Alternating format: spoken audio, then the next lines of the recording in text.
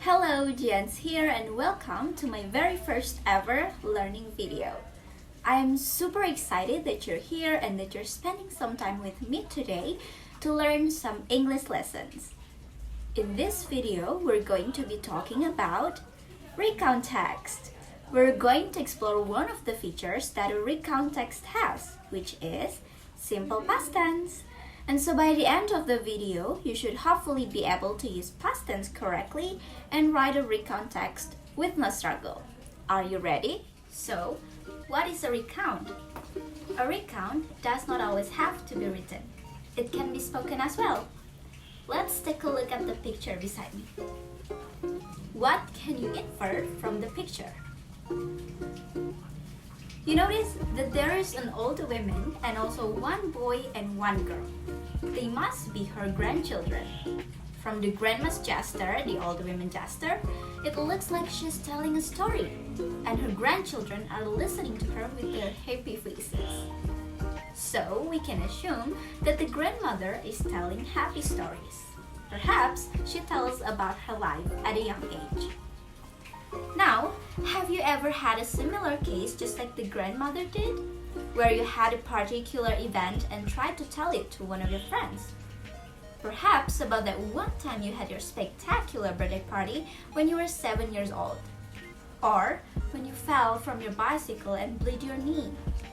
Or the one time you saw a ghost in the haunted house and you wanted to tell your friends what you just saw. Well, if you've ever done that, that is what is so-called a recount.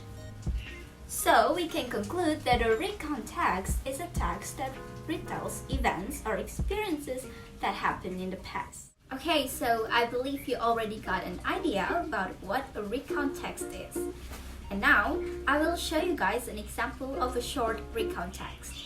Let's read it together, shall we? Last Wednesday was a tiring day. I spent my time doing a lot of activities that I had no time to take a rest. First, in the morning, I went cycling. After that, I went to school to study until 3 p.m.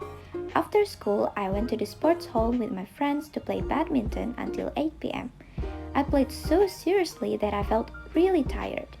Then I went home. But when I wanted to sleep, I remembered there were some homeworks I had to do. I did my homeworks until 11 p.m. and finally, I could take a rest in my bed. Those activities made me exhausted. After reading the passage, let's talk about the generic structure of a recount text first.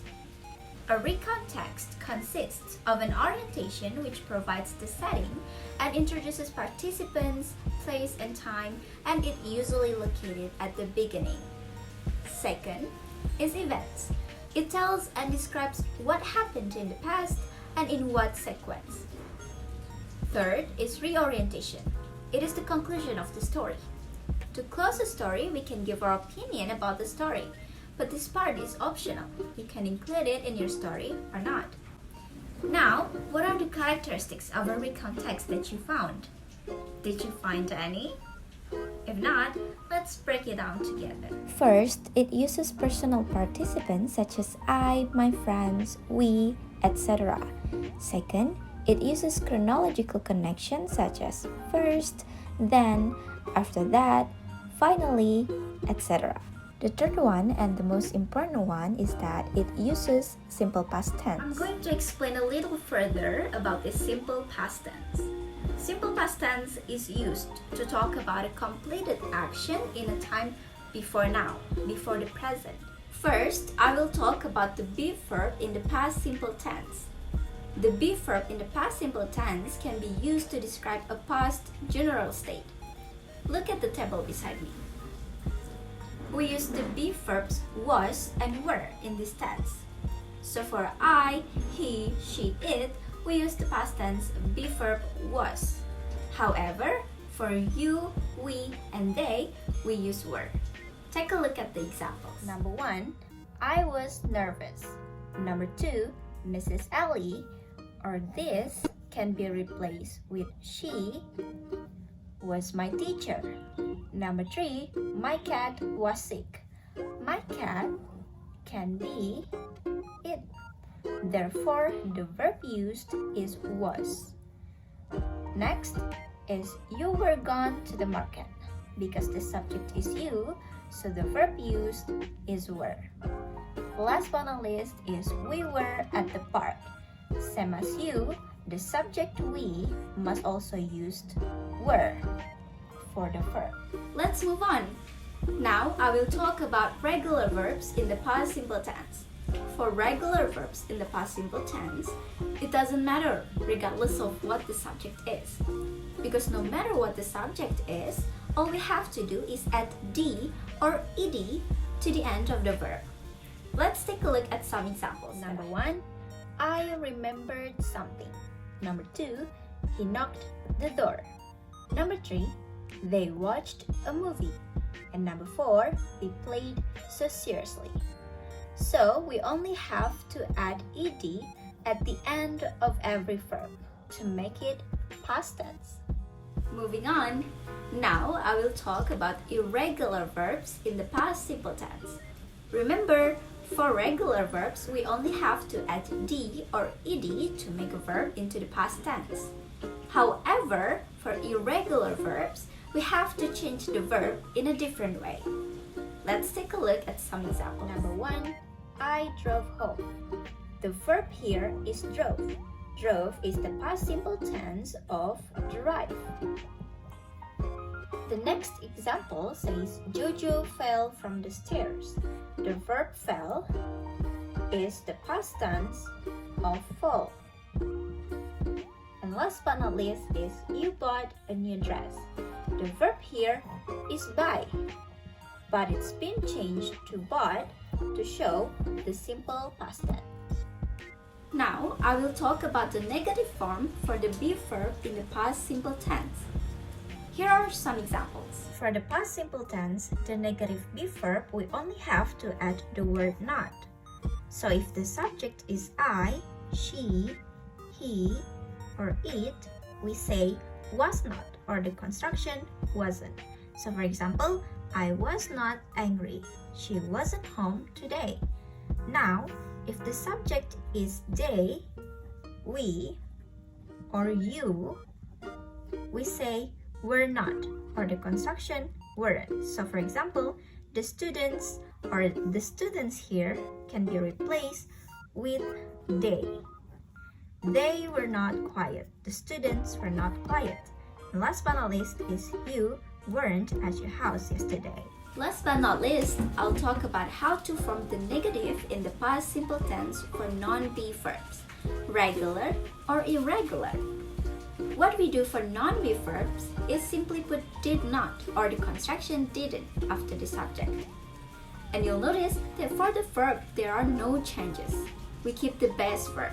For example, as already mentioned before, what we do for non-be verbs is simply put did not or the construction didn't after the subject. And there is no change in the verb itself. So for example, we didn't go camping. He did not hit her. The first one here is an irregular verb. The second one here is a regular verb. We keep them in their base form. We simply say did not or didn't. After having quite an explanation, I think we are ready to have a practice now. Don't worry, it won't be too hard since we're going to do it together. So there will be a paragraph and your task is to change the verbs into past tense form. There will be the be verb, regular and irregular verb, as well as negative verb form, just like what I have explained before. So let's get started. Okay, let's start with the first sentence. I go blank to Bandung last Friday with my family. Go here is an irregular verb, so it must be changed into yes, went. I went to Bandung last Friday with my family. Moving on, we are blank there for the weekend. Since the subject here is we, so the verb must be changed into yes, were. We were there for the weekend. Next, we visit blank Lembang Park and Zoo.